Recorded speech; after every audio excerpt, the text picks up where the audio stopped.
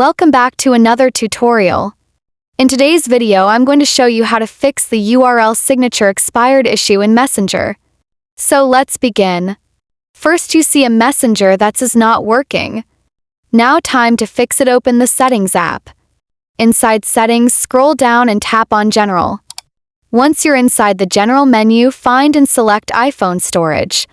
Now this section shows you all the apps installed on your phone along with how much space they're taking. Scroll through the list until you find Messenger and tap on it. Here you'll see a few different options, but the one we're going to use is Offload App. Go ahead and tap on Offload App. What this does is it removes the Messenger application itself but keeps all your data, so you won't lose any messages, media, or account details. Once the app is offloaded, you'll notice a new button appear that says Reinstall App. Simply tap on that and your iPhone will automatically download the latest fresh version of Messenger and install it back onto your device. After the installation finishes, open Messenger again. This time, everything should now work normally just like before.